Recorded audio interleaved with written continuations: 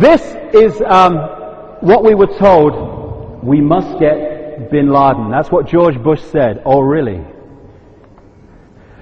The Newsnight program did an investigation into the connections between the Bush family and the bin Laden family, and particularly the way that Bush was suppressing investigation into the bin Laden family in America in relation to funding the Al-Qaeda network. And they came up with this document, FBI document, which is code for a case type involving national security and investigated by the Washington Field Office of Special Agents.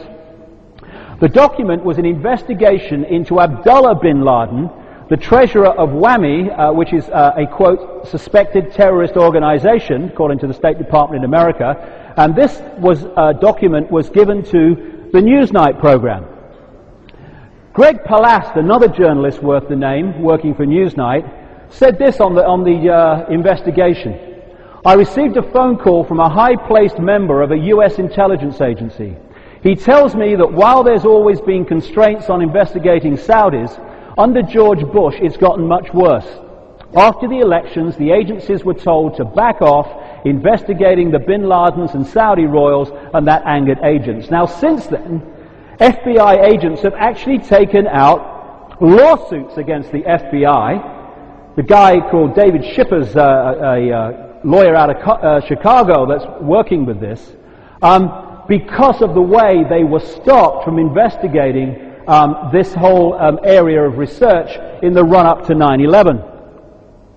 This was a guy interviewed on the same Newsnight report, Michael Springman, the U.S. consulate in Jeddah, Saudi Arabia, during the presidency of Father George Bush. This is what he said on camera. In Saudi Arabia, I was repeatedly ordered by high-level State Department officials to issue visas to unqualified applicants. These were essentially people who had no ties either to Saudi Arabia or their own country. I complained bitterly at the time there. I returned to the U.S., I complained to the State Department here, to the General Accounting Office, to the Bureau of Diplomatic Security, and to the Inspector General's office. I was met with silence.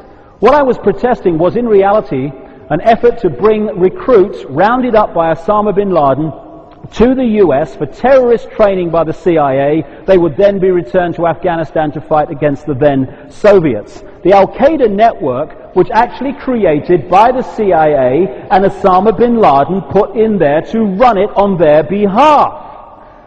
Now, immediately after 9/11, while they are arresting thousands of people across America without charge, without trial, and